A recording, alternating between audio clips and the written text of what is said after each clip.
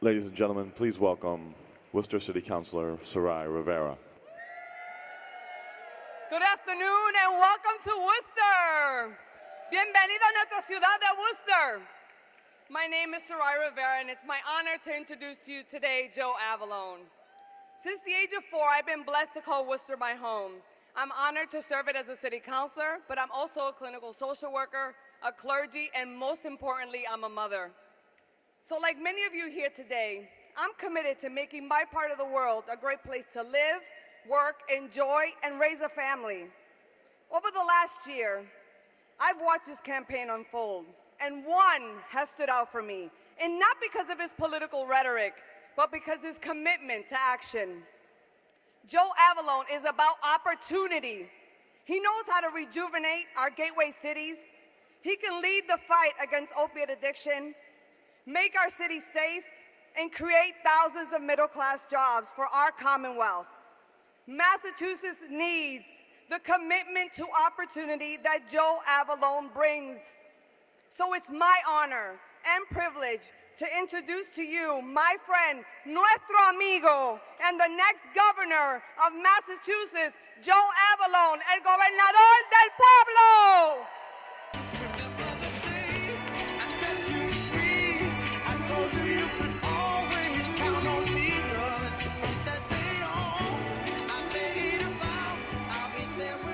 Thank you.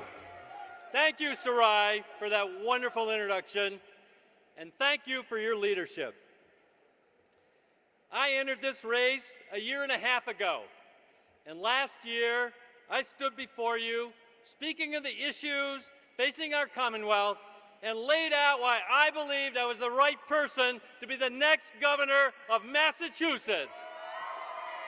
Thank you. Since that time, I've had the privilege of traveling across our Commonwealth listening to voters. And it was through listening to individuals, not large political organizations or moneyed interests, that I learned a very important lesson. If you're governor, you're not just in charge of the Commonwealth. You are providing a voice to each of 6.7 million citizens so they will be heard. Thank you. It's a voice that our citizens need to overcome the difficult challenges in their lives. One of these challenges is the recent tragic epidemic of opiate addiction. It is staggering that the number of addicts has doubled over the last 7 years. I have spoken to families all across our Commonwealth who have suffered because a loved one has been stricken by this terrible disease. I met a young dad from Taunton who was tired of failing his wife and his young son and checked himself into rehab. He brought me to tears as he sat in front of me, distraught and defeated. And he wondered whether he could ever be cured from this horrible disease. It took hundreds of overdoses to get the attention of the media, and only then did a conversation start. Why is that? It's because there's no super PAC for addicts. There's no political gain to be had with this issue, and so it has been ignored. But before the headlines even broke, I had already proposed the creation of an office of recovery, because I know that everyone should have a voice, everyone should be heard. During this campaign, I have listened to thousands of citizens tell me of their suffering. I sat down with a single mom right here in Worcester, the heart of our Commonwealth. She had lost her permanent job and now has 2 part-time jobs, just to barely put enough food on the table. And she asked me, Joe, is there anyone actually looking out for me?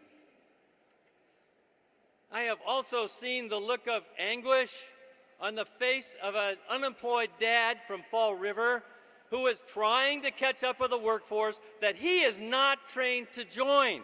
Who will be his voice? How will he be heard?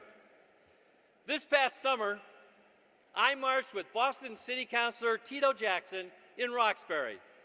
We marched with community leaders and families who are fed up with the violence that our children are facing every day in the city streets. There was no press coverage there. There were no other gubernatorial candidates.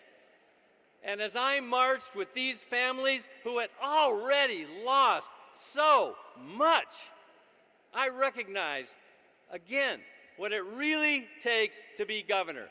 It is to be the voice of everyone so everyone can be heard. I don't have the connections to well-funded political organizations, and I don't have political IOUs to cash in. But I commit to you that if I'm your next governor, I will fight every single day for every single citizen in our Commonwealth. I don't care if you're from New Bedford, from Lawrence, from Springfield, from Boston. Zip codes will no longer define the opportunities that you'll have in life. I am honored to have the support of two of our Commonwealth's greatest mayors, Mayor Joe Petty of Worcester and Mayor Tom Hoy of Taunton. They are on the front lines every single day, and they have placed their trust in me. And I ask today that you do the same and put me on the ballot in September. Together, we as Democrats, the party of inclusion, the party of fairness, the party of equality, will be the voices for those who have struggled to be heard, and they will be heard. Let's end politics as usual. Let's start making a difference. It begins today. Thank you very much. Thank you.